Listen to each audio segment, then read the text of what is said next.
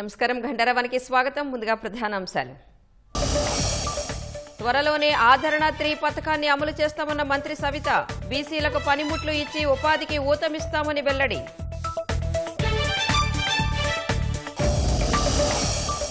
రంగారెడ్డి జిల్లా చేవెళ్ల రోడ్డు ప్రమాదంపై కేసు నమోదు. టిప్పర్ డ్రైవర్పై ఫిర్యాదు చేసిన కండక్టర్ రాధా.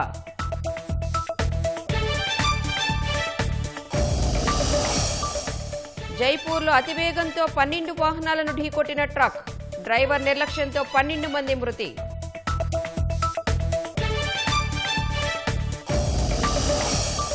ఆఫ్ఘనిస్తాన్ను కుదిపేసిన భారీ భూకంపం. 20 మంది దుర్మరణం, 500 మందికి పైగా గాయాలు.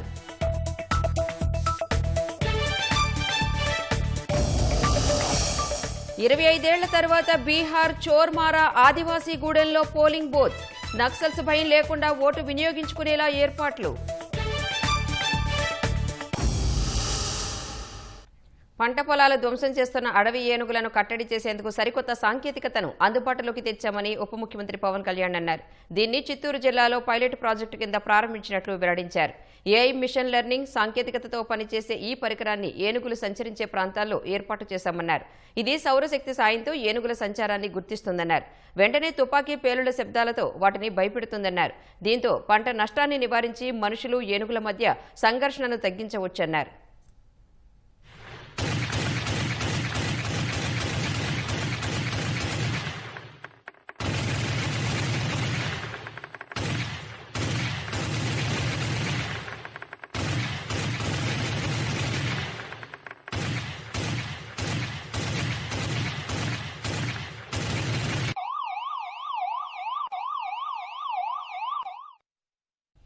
పవిత్ర కార్తీక మాసం సందర్భంగా ఆలయాలకు భక్తుల రద్దీ పెరిగిన నేపథ్యంలో అవాంఛనీయ ఘటనలు జరగకుండా తగిన జాగ్రత్తలు తీసుకోవాలని కాకినాడ జిల్లా యంత్రాంగాన్ని ఉప ముఖ్యమంత్రి పవన్ కళ్యాణ్ ఆదేశించారు. ప్రముఖ క్షేత్రాల్లో భక్తుల భద్రత, సౌకర్యాల కల్పనపై ప్రత్యేక దృష్టి సారించాలని, ఎక్కడా భక్తులకు అసౌకర్యం కలగకుండా ఏర్పాట్లు చేయాలని కలెక్టర్, ఎస్సీలను ఆదేశించారు.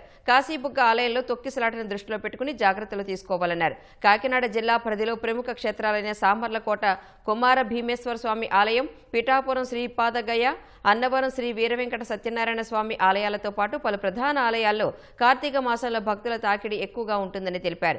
ఈ విషయాన్ని దృష్టిలో ఉంచుకుని ముందుగానే క్యూలైన్ల నిర్వహణ, పారిశుద్ధ్య నిర్వహణ, భద్రతాపరమైన అంశాలపై తగిన చర్యలు చేపట్టాలన్నారు. క్యూలైన్లను సీసీ కెమెరాలతో పర్యవేక్షించాలన్నారు. రద్దీ ఎక్కువగా ఉండే రోజుల్లో ఆలయాల దగ్గర వైద్య శిబిరాలు ఏర్పాటు చేయాలని సూచించారు. ప్రసిద్ధ క్షేత్రాలతో పాటు ప్రైవేటు వ్యక్తులు, సంస్థల నిర్వహణలో ఎన్ని ఆలయాలు ఉన్నాయో దేవాదాయ శాఖ అధికారులు నివేదిక సిద్ధం చేసి జిల్లా కలెక్టర్, ఎస్పీలకు తక్షణమే అందించాలని ఆదేశించారు. ప్రైవేటు ఆలయాల్లో రద్దీపైన జిల్లా యంత్రాంగం పర్యవేక్షించాలని స్పష్టం చేశారు. వైసీపీ నేత, మాజీ మంత్రి విడుదల రజని మరో వివాదంలో చిక్కుకున్నారు. గత జగన్ జమానాల ఉద్యోగాలు ఇప్పిస్తామని మాయమాటలు చెప్పి సుమారు 5 కోట్ల రూపాయలను రజని, ఆమె అనుచరులు వసూలు చేశారని పల్నాడు జిల్లా ఎస్పీకి పలువురు బాధితులు ఫిర్యాదు చేశారు. రజనీకి ముఖ్య అనుచరుడిగా వ్యవహరించిన బత్తుల శ్రీగణేష్, అతని తమ్ముడు కుమారస్వామిలు తమను మోసం చేశారని బాధితులు ఆవేదన వ్యక్తం చేశారు. వారితో పాటు ఉద్యోగాలు తప్పక వస్తాయని మాజీ మంత్రి పిఏలు మానుకొండ శ్రీకాంత్ రెడ్డి, దొడ్డ రామకృష్ణలు సైతం నమ్మించి నగదు కట్టించారని వాపోయారు.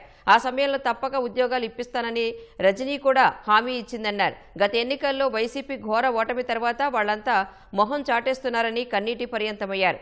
నగదు తిరిగి చెల్లించాలని కోరితే బెదిరింపులకు దిగుతున్నారని వాపోయారు. డిగ్రీ పూర్తయిపోయి కంప్యూటర్ ఆపరేటర్గా చేరాలని చెప్పని ప్రయత్నం చేస్తుంటే అంతలో గణేష్ కలిశాడు. పరిచయం చేసిన తర్వాత మనకు శ్రీకాంత్ రెడ్డి, మన రామకృష్ణ మేడం గారి దగ్గరికి తీసుకెళ్లారు. నేను ఆ పార్టీలోనే ఉండేవాడినప్పుడు వెళ్ళి ఆఫీసులో కలిసి వాళ్ళతో మాట్లాడితే నన్ను చూపించి ఓకే చేద్దాంలే చెప్పన్నారు వాళ్ళు. ఇక తర్వాత అతను ముందు ఒక 5 లక్షలు కట్టమన్నారు. తర్వాత నేను తీసుకెళ్ళి బొప్పూడి గుడి దగ్గర ఉంటాను, వచ్చి కట్టమంటే నేను వేరే అతను వెళ్ళి మేము 5 లక్షలు ముందు ఇచ్చామండి. కాంట్రాక్ట్ బేసిక్ పోస్ట్ అని ముందు చెప్పాడు. తర్వాత కాదు, ఇది పర్మనెంట్ పోస్ట్ కాబట్టి 10 లక్షలు ఇవ్వాల్సిందే, లేనిదే కాదని చెప్పని అన్నారు వాళ్ళు అని చెప్పారు. చెప్తే సరే నేను అప్పటికి వాళ్ళ దగ్గర దగ్గర అప్పులు తీసుకొచ్చి ఫోన్పేలో చేశాను. ఫోన్పే చేసి ఆ లిస్ట్ కూడా ఉంది మన దగ్గర. బత్తుల గణేష్ గారు అనే ఆయన మాకు రాజకీయంగా తెలియకపోయినా సరే మామూలుగా ఫిర్యాదు సురేష్ అని అతని ద్వారా తెలుసండి. గవర్నమెంట్ జాబ్స్ పడి మీ పిల్లలు ఫార్మసీ అయి చదివారు కదా, జాబ్స్ ఇప్పిస్తాము అని చెప్పారండి. అయితే మేము ఫస్ట్ నమ్మకపోతే ఏం చేశారంటే రామకృష్ణ గారి చేత వాళ్ళతో ఫోన్లో మాట్లాడి ఆ పెద్ద పెద్ద వాళ్ళు ఎవరైతే ఉన్నారో వాళ్ళందరితో మాట్లాడి రుజువు ఇప్పించేసి ఉన్నాయి పోస్టులు, మీరు డబ్బులు కడితే త్వరగా ఇచ్చేస్తారు, తర్వాత ఇస్తే కుదరదు అంటే మేము వడ్డీలో తెచ్చి ఇచ్చామండి. ఆ డబ్బులు తీసుకున్న దాకా ఒక లెక్క ఉన్నారు, ఆ తర్వాత ఎవరు ఫోన్లు ఎత్తరు. ఈ గణేష్ అనేది అయితే బెదిరిస్తాడండి అందరినీ. వాళ్ళ తమ్ముడు కానీ వాళ్ళ తమ్ముడికే ఇచ్చామండి డబ్బులు, సగం డబ్బులు అయితే వాళ్ళు కావూరు గ్రామంలో తీసుకున్నారండి. నాకు government contract basic post pharmacist పెట్టిస్తానని చెప్పి బత్తుల శ్రీ గణేష్, వాళ్ళ తమ్ముడు కుమారస్వామి, బెడతల రజనీ మేడం దగ్గర ఉన్న పిఏ శ్రీకాంత్ గారు, రామకృష్ణ గారు మాకు మేడం బాగా పరిచయాలు, బాగా క్లోజ్ అని చెప్పేసి గవర్నమెంట్ ఫార్మసిస్ట్ పోస్ట్ పెట్టిస్తానని చెప్పేసరి అన్నారు. నేను సరే నన్ను ఒకసారి మేడం దగ్గరికి తీసుకెళ్ళి మాట్లాడివ్వండి, నేను అమౌంట్ ఇస్తానని చెప్పాను. ఒక్కొక్క పోస్ట్కి 8 లక్షల దాకా అడిగారు. విడతల వారీగా డబ్బులు ఇవ్వమని చెప్పారు. ఫస్ట్ నన్ను మేడంతో కల్పించి మాట్లాడించండి అని చెప్పాను. నన్ను 2022 జూలైలో మేడం దగ్గరికి తీసుకెళ్ళి నా అప్లికేషన్ మేడానికి ఇచ్చి, ఈ అబ్బాయికి ఫార్మసిస్ట్ పోస్ట్ కావాలి మేడం, మన మనిషి ఖచ్చితంగా పెట్టివ్వాలని మేడానికి చెప్పారు.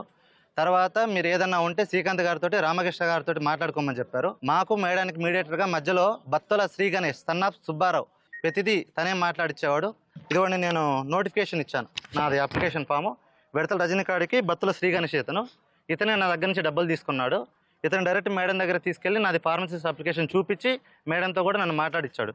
నోటిఫికేషన్ లేట్ అవుతుంది కదా, ఇంకా నాకేం పోస్ట్ రాలేదని నేను అడిగిన తర్వాత 2023 జనవరిలో మళ్ళీ మేడం దగ్గర తీసుకెళ్ళి మాట్లాడిచ్చాడు. మేడం నోటిఫికేషన్ వచ్చింది కదమ్మా, ఖచ్చితంగా పోస్ట్ అయిపోతుంది అన్నారు. మేడం గవర్నమెంట్ టైం అయిపోతుంది కదా, మరి ఎలా మేడం అన్నాను. లేదు 1 మంత్లో మీ పోస్టింగ్ జాయిన్ అయిపోతారు, ఏదైనా ఉంటే నేను మాట్లాడతానని మేడం నాకు అప్పుడు భరోసా ఇచ్చారు. నా దగ్గర గణేష్ కొట్టిన ప్రతి ఒక్క ట్రాన్సాక్షన్ ఉంది, అతనితో మాట్లాడిన ప్రతి ఒక్క వాయిస్ రికార్డు కూడా నా దగ్గర ఉంది. అడిగిన ప్రతిసారి అదే మాట చెప్తున్నాడు. ఈ మధ్య గట్టిగా ప్రెజర్ చేస్తే ఒక 8 మంత్స్ బ్యాక్ మేడం ఎగ్గొట్టింది, నేనేం చేశాను అని చెప్పి ఫోన్ బ్లాక్ చేసేసాడు. నాతో పాటు మా దోరణాల్లో 2 కట్టారు, మార్కాపురంలో ఒకళ్ళు, నాకు తెలిసి ఒక 10-15 మంది కట్టారు. అమౌంట్ ఒక్కొక్కరికి ఒక్కొక్క పోస్ట్, ఒకరికి ఫార్మసిస్ట్ పోస్ట్, ఒకరికి ఎంఎన్ఓ, ఒకరికి యూడీసీ, ఇట్లా పోస్టులు, ఒకరికి స్టాఫ్ నర్సు, అట్లా ఒక్కొక్క పోస్ట్కి ఒక్కొక్క రకంగా అమౌంట్ ఫిక్స్ చేసి తీసుకున్నారు. కర్నూలు వద్ద గత నెలలో జరిగిన ట్రావెల్స్ బస్సు ప్రమాదంపై దుష్ప్రచారానికి సంబంధించి వైసీపీ నాయకురాలు శ్యామలను కర్నూలు పోలీసులు ప్రశ్నించారు. కర్నూలు డీఎస్పీ బాబు ప్రసాద్ ఆధ్వర్యంలో విచారించారు. ఆమె ఆరోపణలకు సంబంధించి సాక్ష్యాలు అడిగారు. ఎన్ని కేసులు పెట్టినా భయపడబోనని శ్యామల అన్నారు. అన్ని క్వశ్చన్సే కదా, మీరు ఆన్సర్స్ చెప్పండి, వాటికి మీ స్పోక్స్ పర్సన్స్ ద్వారానో లేకపోతే మీ నాయకుల ద్వారానో ఆన్సర్స్ చెప్పించండి. అంతేగాని మీరు కేసులు పెడితే దాన్ని ఎలా అర్థం చేసుకోవాలి? అంటే కేసులు పెడితే మళ్ళీ క్వశ్చన్ చేయడం ఆపేస్తాం అనుకుంటున్నారా? అలాంటి ఒక భ్రమలో ఉంటే మాత్రం ప్లీజ్ బయటికి రండి. మీరు ఎన్ని కేసులు పెట్టుకున్నా, ఎన్నిసార్లు మమ్మల్ని అటు ఇటు విచారణలకంటూ తిప్పినా, అబద్ధపు కేసుల మీద ఎలా పోరాడాలి అనే స్ఫూర్తి మాకు మా అధినేత వైఎస్ జగన్మోహన్ రెడ్డి గారే. దుబాయ్లో మంత్రి నారాయణ బృందం పర్యటిస్తోంది. ఇండియన్ కాన్సుల్ ప్రతినిధులు బీజీ కృష్ణన్, సెలీనా, శశికాంత్తో మంత్రి భేటీ అయ్యారు. ఏపీ అభివృద్ధిని కాన్సుల్ ప్రతినిధులకు నారాయణ వివరించారు. Sobha group senior vice president Vikram దత్తాతో మంత్రి నారాయణ సమావేశమయ్యారు. రియల్ ఎస్టేట్, ఇన్ఫ్రాస్ట్రక్చర్ రంగంలో ప్రసిద్ధిగాంచిన శోభా గ్రూప్ ఏపీలో పెట్టుబడులు పెట్టేందుకు ఆసక్తి కనబరిచింది. దుబాయ్లో భారత కాన్సుల్ జనరల్ సతీష్ శివన్తో మంత్రి నారాయణ లంచ్ మీటింగ్లో పాల్గొన్నారు. త్వరలో బీసీలకు పనిముట్లు అందించే ఆదరణ 3 పథకం అమలు చేయబోతున్నామని బీసీ సంక్షేమ శాఖ మంత్రి సవిత చెప్పారు. ఆదరణ 3 పథకం అమలుపై బీసీ కార్పొరేషన్ చైర్మన్లు, డైరెక్టర్లతో విజయవాడలో వర్క్షాప్ నిర్వహించారు. ఆదరణ 3 కూడా త్రూ చైర్మన్ల ద్వారానే జరుగుతుంది. వాళ్ళ ద్వారానే ఆదరణ 3 బీసీ వెల్ఫేర్ ద్వారా ఏమైతే గతంలో చంద్రబాబు నాయుడు గారు కార్పొరేషన్లకు నిధులు అన్నారో, ఆ నిధులు విధులు కూడా మరి క్యాస్ట్ ఈక్వేషన్స్ ప్రకారం లోన్స్ కావచ్చు, ఆదరణ 3 కూడా త్రూ కార్పొరేషన్ చైర్మన్ ద్వారా జరుగుతుందన్న విషయం కూడా మీకు తెలియజేస్తున్నాం. ఎంటైటిల్మెంట్ అంటే పాపులేషన్ బట్టే నిష్పత్తి, అంటే ప్రపోర్షనేట్ జనాభా ప్రకారం. నకిలీ మద్యం కేసుకు సంబంధించి చట్టపరిధిలోనే అరెస్టులు జరుగుతున్నాయని మంత్రి మండిపల్లి రాంప్రసాద్ రెడ్డి స్పష్టం చేశారు. తిరుపతిలో నూతనంగా నిర్మించిన ఆర్టీసీ డిస్పెన్సరీని RTC chairman Konakalla Narayana Rao, MD Dwaraka తిరుమలరావుతో కలిసి ఆయన ప్రారంభించారు. కర్నూలు బస్సు ప్రమాదం గురించి సీఎం చంద్రబాబు చాలా చింతించారని, రవాణా శాఖను ప్రక్షాళన చేయాలని తెలిపారన్నారు. బస్సుల ఫిట్నెస్ విషయంలో ఎక్కడా రాజీ పడే ప్రసక్తే లేదని తేల్చి చెప్పారు. రాష్ట్రాన్ని జీరో ఫ్రీ యాక్సిడెంట్ రాష్ట్రంగా మార్చేందుకు ఏపీఎస్ఆర్టీసీ చర్యలు తీసుకుంటుందన్నారు. ప్రభుత్వం ఏర్పాటైన తర్వాత రాష్ట్రంలో గత 5 సంవత్సరాలు జగన్ రెడ్డి పరిపాలనలో ప్రజల యొక్క రక్తం దాగిన పిపాచులు ఎవరైతే ఉంటారో వాళ్ళందరూ పని పట్టే పనిలో ఈ ప్రభుత్వం న్యాయశాఖ ఉంది. ఈరోజు జోగి రమేష్ కానివ్వండి, ఇంకా ఎవరైనా కానివ్వండి, రాష్ట్రం యొక్క చట్టం పరిధిలోనే ఉంటారు. మేము ప్రభుత్వం ఏలిన కాలంలో మేము చేసిందే రాజ్యం ఇష్టారాజ్యం అనుకున్న వాళ్లకు నూకలు చెల్లే. ఎక్కడ ప్రభుత్వం యొక్క ఇంటర్వెన్షన్ ఉండదు. ఏదైతే చట్టాల పరిధిలోకి వాళ్ళు వస్తారో దాంట్లోనే వాళ్ళు శిక్షార్హులు. కల్తీ మద్యంలో జోగి రమేష్ను పూర్తి సాక్ష్యాలతోనే పోలీసులు అరెస్టు చేశారని ఎక్సైజ్ శాఖ మంత్రి కొల్లు రవీంద్ర తెలిపారు. నకిలీ మద్యం సృష్టించి కూటమి ప్రభుత్వాన్ని అస్థిరపరిచేందుకు జోగి కుట్ర పన్నారని మండిపడ్డారు. కేసును డైవర్ట్ చేసేందుకే అల్లరి మూకలతో నానాయాగి చేశారన్నారు. విచారణను ఎదుర్కోలేక దొంగ ప్రమాణాలు చేస్తూ బీసీలను లాగటం దుర్మార్గమని ధ్వజమెత్తారు.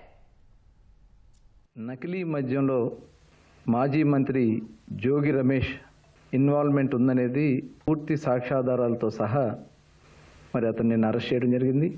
అరెస్ట్ చేసినటువంటి సందర్భంలో డీటెయిల్గా అతను ఎప్పుడు ఎక్కడ ఎలా జనార్దన్ రావుతో వాళ్ళ అనుయాయులతో అతను ఏ రకంగా దీనికి కుట్ర పన్నారనేది క్లియర్గా కనబడతా ఉంది. ఒక ఉద్దేశపూర్వకంగా ఆంధ్రప్రదేశ్ రాష్ట్రంలో మద్యం విధానాన్ని గత ప్రభుత్వంలో చేసినటువంటి తప్పుల వల్ల దాదాపు 30,000 మంది పైనే వాళ్ళ అక్రమ సంపాదనకు బలైపోయారు. ఇవాళ దాని మీద సిట్టు వేయడం జరిగింది. ఆ సిట్టు విచారణ పూర్తి స్థాయిలో జరుగుతూ ఉంది. ఇవాళ దీన్ని ప్రభుత్వం మీద ఒక నకిలీ మద్యాన్ని సృష్టించి ప్రభుత్వం మీద వేసి ప్రభుత్వాన్ని అస్థిరపరచాలనే ఒక దుర్మార్గమైనటువంటి ఆలోచనతో ఈ కార్యక్రమం అంతా చేశారనేది స్పష్టంగా కనబడుతోంది. ఇవాళ మేము కక్ష సాధింపుగా చేయాలనుకుంటే ప్రభుత్వం వచ్చిన వెంటనే ఒక్క వైసీపీ నాయకుడు కూడా రోడ్డు మీద తిరిగే పరిస్థితి ఉండదు. ఇవాళ ఒక మాజీ మంత్రిగా మీ మీద ఆరోపణలు వస్తే విచారణ ఎదుర్కొనాలి. ఎఫ్ఐఆర్లో మీ పేరుంది, సహకరించాలి. విచారణకు సహకరించకుండా దొంగ ప్రమాణాలు చేస్తూ బీసీల మీద ప్రమాణం, నీకు ఏ అర్హత ఉందా బీసీల మీద ప్రమాణం చేయటానికి? నిన్న మీరు నానాయాగి చేశారే, ఎక్సైజ్ స్టేషన్ దగ్గర నానాయాగి చేసి హాస్పిటల్కి వెళ్తే అద్దాలు పగలగొట్టి గ్లాసులు పగలగొట్టి మీరు మీ కుటుంబ సభ్యులు చేసినటువంటి యాగి ఇవాళ రాష్ట్ర ప్రజలు చూడలేదు అనుకుంటా ఉన్నారా? ఈ దుర్మార్గమైనటువంటి ఆలోచనలు ఉన్నటువంటి వ్యక్తుల్ని ఎట్టి పరిస్థితుల్లో కూడా వదలం. నకిలీ మద్యం కేసులో అరెస్టైన జోగి రమేష్ బీసీ కార్డుతో సానుభూతి కోసం ప్రయత్నించడం సిగ్గుచేటని ప్రభుత్వ విప్ బొమ్మిడి నాయకర్ ఆగ్రహం వ్యక్తం చేశారు. పశ్చిమ గోదావరి జిల్లా నర్సాపురంలో నిర్వహించిన కార్యక్రమంలో ఆయన పాల్గొన్నారు. అవినీతి మద్యం వల్ల గత 5 సంవత్సరాలలో మరి వేలాది మంది ప్రాణాలు పోయిన సందర్భం. అలాంటి పరిస్థితుల్లో కూడా నువ్వు కల్తీ మద్యాన్ని అమ్మి ఏదైతే నీ డిస్టిలరీ ద్వారా గవర్నమెంట్ దుకాణాలు సప్లై చేసి నువ్వు ఈ రోజు ఒక బీసీ అభ్యర్థిగా మాట్లాడుకున్న బీసీని అరెస్ట్ చేస్తున్నారని చెప్పి ప్రతి దానికి కుల ముద్ర కాదు ఇవ్వాల్సింది. తప్పు చేసిన దానికి చట్టం ఉంది. చట్టపరంగా ప్రతి ఒక్కరు ఎవరైతే తప్పు చేశారో ప్రతి ఒక్కరు కూడా శిక్షించే విధంగానే ఈ ఎన్డీఏ కోర్టుని ప్రభుత్వం ముందుకెళ్తుందని చెప్పిన మనస్ఫూర్తిగా తెలియజేసుకుంటూ రంగారెడ్డి జిల్లా చేవెళ్ల మండలం మీర్జాగూడ వద్ద ఘోర రోడ్డు ప్రమాదం జరిగింది. హైదరాబాద్ బీజాపూర్ జాతీయ రహదారిపై ఆర్టీసీ బస్సును కంకర లోడ్తో వెళుతున్న టిప్పర్ ఢీకొట్టడంతో 19 మంది మృతి చెందారు. మృతుల్లో 2 డ్రైవర్లు, 10 నెలల చిన్నారి, తల్లి ఉన్నారు. ప్రమాదంలో 24 మందికి గాయాలు కాగా 5 పరిస్థితి విషమంగా ఉంది.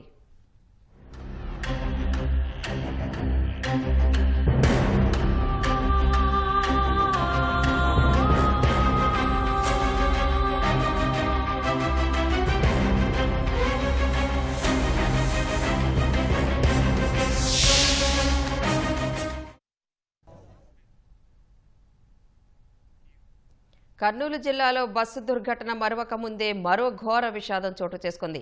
రంగారెడ్డి జిల్లా చేవెళ్ల మండలం మీర్జాగూడ వద్ద కంకర లోడుతో వెళుతున్న టిప్పర్ తాండూరు నుంచి హైదరాబాద్ వస్తున్న ఆర్టీసీ బస్సును అతి బలంగా ఢీకొంది. దీంతో బస్సులోనికి టిప్పర్ దూసుకువెళ్లింది. టిప్పర్లోని కంకర మొత్తం బస్సులోని ప్రయాణికులపై పడిపోయింది. దీంతో bus driver Dastagiri, tipper driver Akash Kamble, ఓ చిన్నారి, తల్లి మొత్తం 19 మంది మృతి చెందారు. కంకరలో పలువురు ప్రయాణికులు కూరుకుపోయారు. కంకరలో కూరుకుపోయిన ప్రయాణికులను 3 జేసీబీల సహాయంతో బయటకు తీశారు. ప్రమాద సమయంలో బస్సులో 72 మంది ప్రయాణికులు ఉన్నారు. బస్సు కండక్టర్ రాధ ప్రమాదం నుంచి స్వల్ప గాయాలతో బయటపడ్డారు. ప్రయాణికుల ఆర్తనాదాలతో ఘటనాస్థలి వద్ద భీతావహ వాతావరణం నెలకొంది.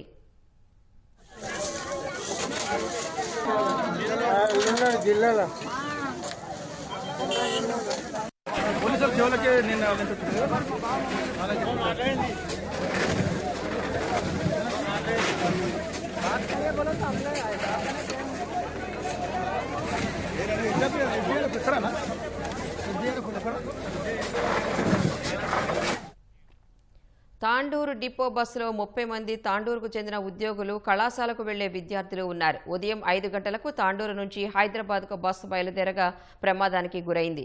24 మందికి ప్రయాణికులకు గాయాలు కాగా 5గురి పరిస్థితి విషమంగా ఉంది. క్షతగాతులను 10 మందిని చేవెళ్ల ప్రభుత్వ ఆసుపత్రికి, మరో 14 మందిని ప్రైవేట్ ఆసుపత్రికి తరలించారు.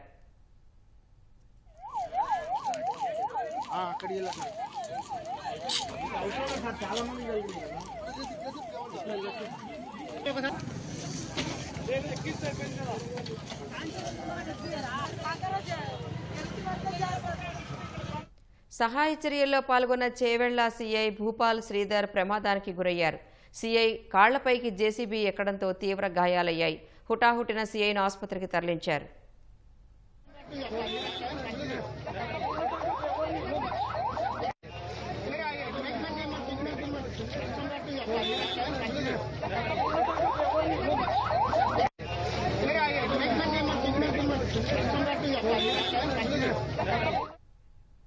రాజస్థాన్లోని జైపూర్లో ఓ డంపర్ ట్రక్ బీభత్సం సృష్టించింది. హర్మదా పోలీస్ స్టేషన్ పరిధిలోని లోహా మండీలో వేగంగా ప్రయాణిస్తూ సుమారు 12 వాహనాలను ఢీకొట్టింది.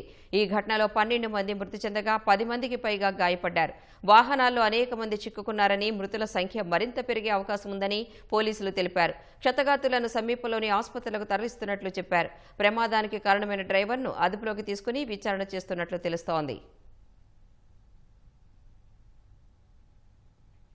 ఎన్డీఏ సర్కార్ అభివృద్ధికి గుర్తింపు పొందితే ఆర్జేడీ కాంగ్రెస్లు విధ్వంసానికి ప్రసిద్ధి చెందాయని ప్రధానమంత్రి నరేంద్ర మోదీ అన్నారు.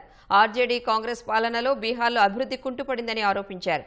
సహర్సాలో జరిగిన ఎన్నికల ప్రచారంలో పాల్గొన్న ప్రధాని బీహార్లోని యువత, మహిళలు ఆర్జేడీ కాంగ్రెస్తో అప్రమత్తంగా ఉండాలని సూచించారు. చొరబాట్లకు ఆర్జేడీ కాంగ్రెస్ మద్దతిస్తున్నాయని, వారిని రక్షించడానికే ప్రతిపక్ష నేతలు రాజకీయ పర్యటనలు చేపడతారని ఆరోపించారు. చొరబాట్లను అడ్డుకునేందుకే ఎన్డీఏ సర్కార్ కృషి చేస్తుందని తెలిపారు. బీహార్ను చొరబాటుదారుల నుంచి రక్షించుకోవాలని పిలుపునిచ్చారు. బీహార్ భవిష్యత్తును చొరబాటుదారులు నిర్ణయించాలా లేదా ప్రజలు నిర్ణయించాలా తేల్చుకోవాలన్నారు. మహాగఠబంధన్ సీఎం అభ్యర్థిగా ఆర్జేడీ నేత తేజస్వి యాదవ్ పేరును కాంగ్రెస్ అయిష్టంగానే ఒప్పుకుందని మోదీ ఆరోపించారు. या कांग्रेस, इनका विकास से दूर दूर तक का कोई नाता नहीं है। एनडीए की पहचान विकास से है और आरजेडी कांग्रेस की पहचान विनाश से है। आरजेडी और कांग्रेस को विकास की भाषा समझ ही नहीं आती है। आरजेडी और कांग्रेस, इनकी डिक्शनरी में कट्टा, क्रूरता, कटुता, कुसंस्कार, कुशासन और करप्शन ऐसे ही शब्द भरे पड़े हैं। जंगल राज की पाठशाला में इन्होंने बस यही सीखा है। साथियों, जंगल राज में सबकी जान खतरे में रहती, हर अफसर, हर ठेकेदार, हर व्यापारी डर में ही जीता था। इसी का नतीजा था कि यहाँ विकास रुक गया था। नीतीश जी की सरकार ने जंगल राज को हटाकर बिहार को सुशासन में बदला। ప్రతిపక్ష నేతలందరినీ ఎగతాళి చేస్తూ దేశాన్ని, బీహార్ను ప్రధాని నరేంద్ర మోదీ అవమానిస్తున్నారని కాంగ్రెస్ ప్రధాన కార్యదర్శి ప్రియాంక గాంధీ ఆరోపించారు. అందుకే అవమానించేందుకు కూడా మోదీ ఒక మంత్రిత్వ శాఖ పెట్టుకోవాలని ఎద్దేవా చేశారు. బీహార్ సోనాబర్సాలో ఎన్నికల ర్యాలీలో ఆమె పాల్గొన్నారు. మోదీ అనవసరమైన మాటలు మాట్లాడుతున్నారు తప్ప బీహార్లోని ఎన్డీఏ ప్రభుత్వం అవినీతి, అరాచకాల గురించి మాట్లాడటం లేదని ఆక్షేపించారు. బీహార్ అభివృద్ధి గురించి బదులుగా ప్రతిపక్ష నేతలను ఎగతాళి చేస్తున్నారని మండిపడ్డారు. గత 20 ఏళ్లలో ఎన్డీఏ ప్రభుత్వం బీహార్కు ఏం చేసిందో చెప్పాలని ప్రియాంక గాంధీ డిమాండ్ చేశారు. నితీష్ కుమార్ నేతృత్వంలోని బీహార్ సర్కార్ను నియంత్రించే రిమోట్ ఢిల్లీలో ఉందని ఆరోపించారు. रोजगार यहाँ चाहिए कि नहीं चाहिए? बोलो, शिक्षा हमें यहाँ चाहिए और अपना मन बनाओ। चुनाव आ रहा है, आने दो सबको मंच पे, देने दो बढ़िया बढ़िया भाषण, सुन लो सबकी बातें, लेकिन उनकी बातों का आकलन करो। अपनी समझदारी, अपने विवेक को का इस्तेमाल करो। क्या किया है उन्होंने 20 सालों में, उसको ठीक तरह से समझो। खास तौर से मेरी बहनें, हमें लगता है कि कोई हमें कुछ दे रहा है तो हमारा भी उनके प्रति कोई एहसान होता है, चलो 10,000 रुपए दे दिए हम वोट डाल देते हैं। नहीं बहनों, जैसे मैंने कहा, जो दे रहे हैं ले लो, लेकिन अपने आप को मत भूलो, अपने बच्चों को मत भूलो, अपने परिवार को मत भूलो, अपने समाज को मत भूलो और अपने बिहार को मत भूलो। ये आपकी धरती है, गर्व करो इस पे, इसमें कितनी काबिलियत है, लेकिन उस काबिलियत को व्यर्थ किया जा रहा है। దేశవ్యాప్తంగా మావోయిస్టుల ప్రాబల్యం తగ్గుతున్న వేళ దశాబ్దాలుగా ఓటింగ్కు దూరంగా ఉన్న గిరిజన ప్రాంతాల్లో సైతం పోలింగ్ కేంద్రాలు వెలుస్తున్నాయి. నక్సల్స్ భయం లేకుండా ఆదివాసీలు తమ ఓటును వినియోగించుకునేలా అధికారులు ఏర్పాట్లు చేస్తున్నారు. బీహార్ అసెంబ్లీ ఎన్నికల సందర్భంగా 25 ఏళ్ల తర్వాత చోర్ మారా అనే ఆదివాసీ గూడెంలో పోలింగ్ బూత్ ఏర్పాటు కానుంది. తద్వారా కొన్నేళ్లుగా అభివృద్ధికి ఆమడ దూరంలో ఉన్న గూడెం ప్రజలు ఓటు వేసేందుకు ఆసక్తి చూపుతున్నారు. ఓటు హక్కు వినియోగించుకుని చోర్మారా రూపురేఖలు మార్చుకుంటామని విశ్వాసం వ్యక్తం చేస్తున్నారు.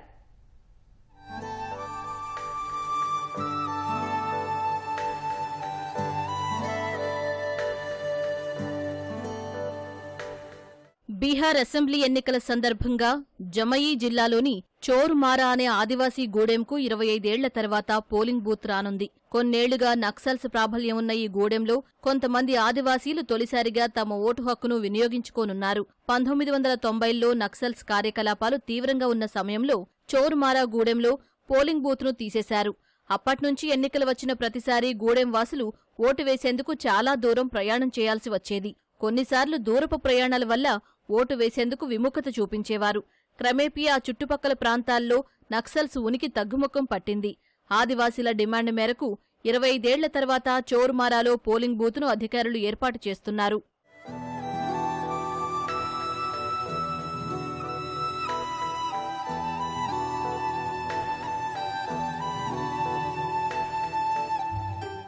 దేశవ్యాప్తంగా మావోయిస్టుల ప్రాబల్యం తగ్గుతున్న వేళ అటవీ ప్రాంతాల్లోని ఆదివాసీ గూడాల్లోనూ పోలింగ్ బూతులు ఏర్పాటు చేస్తున్నట్లు అధికారులు తెలిపారు. ఇందులో భాగంగానే చోరుమారా గూడెంలో పోలింగ్ బూత్ను తీసుకొస్తున్నట్లు వెల్లడించారు. తద్వారా ఎన్నికల ప్రక్రియను పారదర్శకంగా స్వేచ్ఛాయుత వాతావరణంలో నిర్వహించేందుకు అన్ని ఏర్పాట్లు చేసినట్లు వివరించారు. పోలింగ్ సజావుగా జరిగేందుకు సెక్యూరిటీ క్యాంపులను సైతం అధికారులు ఏర్పాటు చేశారు. ఈ చర్యతో చోరుమారా గూడెం వాసులకు దూరపు ప్రయాణాలు చేసి ఓటు వేసే తిప్పలు తప్పనున్నాయి.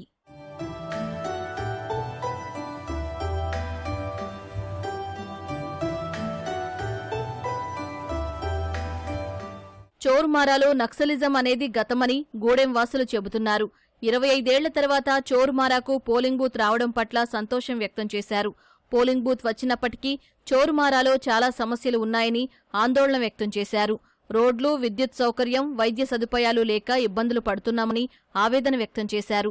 గూడెంలో ఒక ప్రాథమిక పాఠశాల మాత్రమే ఉందని, చుట్టుపక్కల ఎక్కడా ఒక్క కాలేజీ కూడా లేదన్నారు.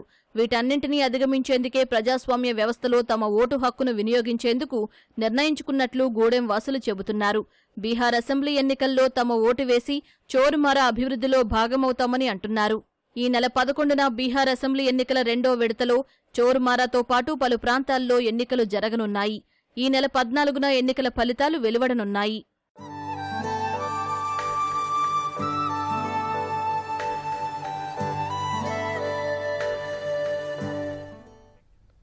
అమెరికా అధ్యక్షుడు డొనాల్డ్ ట్రంప్ సంచలన వ్యాఖ్యలు చేశారు. రష్యా, చైనా, ఉత్తర కొరియా వంటి దేశాలు అణ్వాయుధాలను చురుగ్గా పరీక్షిస్తున్నాయని, ఈ జాబితాలో పాకిస్తాన్ కూడా ఉందని తెలిపారు. కానీ ఈ విషయం గురించి ఆ దేశాలు బయటకు చెప్పవని ఓ ముఖాముఖిలో ట్రంప్ విమర్శించారు.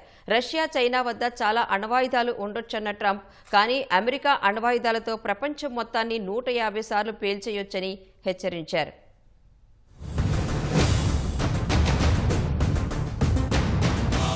3 దశాబ్దాల తర్వాత అమెరికా తిరిగి అణ్వాయుధాల పరీక్షలను నిర్వహించబోతోందని తెలిపిన ఆ దేశ అధ్యక్షుడు ట్రంప్ తాజాగా కీలక విషయాన్ని బయటపెట్టారు. రష్యా, చైనా, ఉత్తర కొరియా వంటి దేశాలు అణ్వాయుధాలను చురుగ్గా పరీక్షిస్తున్నాయని, ఈ జాబితాలో పాకిస్తాన్ కూడా ఉందని బాంబు పేల్చారు. కానీ అణ్వాయుధ పరీక్షల కోసం ఆయా దేశాలు మాట్లాడట్లేదని ఓ ముఖాముఖిలో ట్రంప్ విమర్శించారు. కానీ అమెరికా అలా కాదని, ఏదైనా బహిరంగంగానే చెప్పడంతో పాటు చేస్తుందని తెలిపారు. ఇన్నాళ్లు ఎన్ని దేశాలు అణుపరీక్షలు చేపట్టినా తాము వాటి జోలికి వెళ్లలేదని, ఇకపై అలా మిగిలిపోవాలనుకోవట్లేదని ట్రంప్ పేర్కొన్నారు. ఇతర దేశాల మాదిరిగానే తాము కూడా అణ్వాయుధాల పరీక్షలు నిర్వహిస్తామని ట్రంప్ వెల్లడించారు.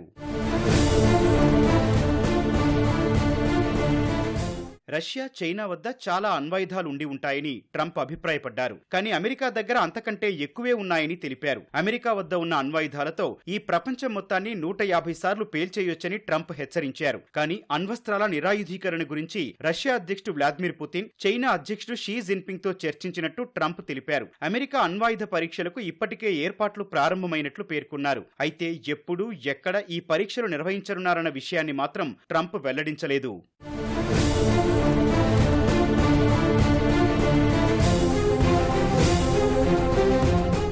దక్షిణ కొరియాలోని బుసాన్లో ఇటీవల చైనా అధ్యక్షుడు జిన్పింగ్ తో భేటీకి ముందు ట్రూత్ సోషల్లో అణ్వాయుధాల అంశంపై ట్రంప్ పోస్ట్ చేశారు. అణ్వాయుధాలకున్న విధ్వంసకర శక్తి కారణంగా ఆ పరీక్షలు చేయకూడదని గతంలో అధికారంలో ఉన్నప్పుడు నిర్ణయించుకున్నట్లు చెప్పారు. కానీ ఇప్పుడు పరిస్థితులు మారాయని, రష్యా, చైనా సహా ఇతర దేశాలు వేగంగా తమ అణు సామర్థ్యాలను పెంచుకుంటున్నాయని పేర్కొన్నారు. అణ్వాయుధాల విషయంలో అమెరికా, రష్యా, చైనా 5 ఏళ్లలోపు సమాన స్థాయికి చేరుకునే అవకాశం ఉందన్నారు. అందుకే అమెరికా మళ్లీ అణ్వాయుధ పరీక్షలు ప్రారంభించాల్సిన సమయం వచ్చిందని చెప్పారు. డిపార్ట్మెంట్ ఆఫ్ వార్ కు దీనికి సంబంధించిన ఆదేశాలు జారీ చేసినట్టు ట్రంప్ తెలిపారు. మీరు కోడి పందాలను చూసే ఉంటారు, అలాగే పొట్టేలు పందాలను చూసి ఉంటారు. కానీ మీరు ఇప్పుడు చూసే పందెం మిమ్మల్ని పూర్తిగా ఆశ్చర్యానికి గురిచేస్తుంది. బాపట్ల జిల్లా బల్లికురవ మండలం గుంటుపల్లిలోని ఓ వీధిలో కోడిపుంజు, కుక్క మధ్య పందెం జరిగింది. తొలుత కోడిపుంజును సునకం పట్టుకునే ప్రయత్నం చేసింది. దీంతో ఆగ్రహానికి గురైన కోడిపుంజు సునకానికి సినిమా చూపించింది. తన పదునైన కాళ్ల గోళ్లతో కుక్కపై ప్రతిఘటించింది. ఇదంతా అక్కడున్న గ్రామస్తులను విశేషంగా ఆకట్టుకుంది. మరికొంతమంది మాత్రం కార్తీక మాసం కాబట్టి సునకం కోడిపై ఆప్యాయత చూపిందని, లేకుంటే చికెన్ 65 అయ్యుండేదని నవ్వుకున్నారు.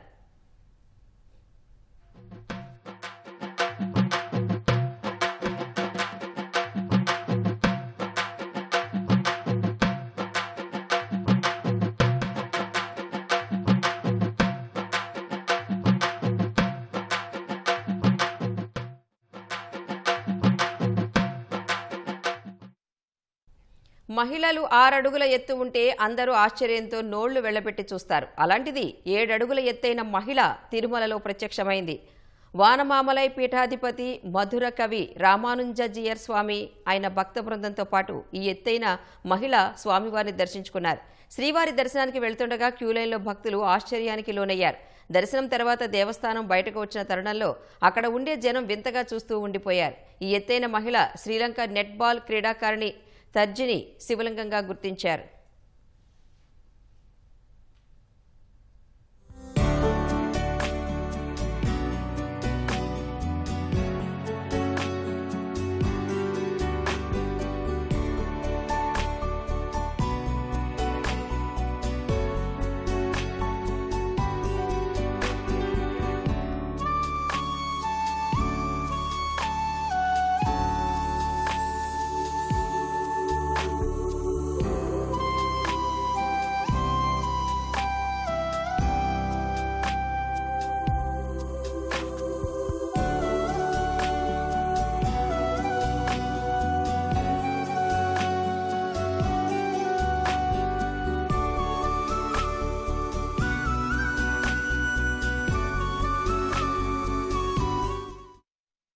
మానవ నిర్మిత పగడపు దిబ్బను సృష్టించడం కోసం అమెరికా ఫ్లోరిడాలోని మియామి బీచ్ లోపల అండర్ వాటర్ శిల్పాల పార్కును ఏర్పాటు చేశారు.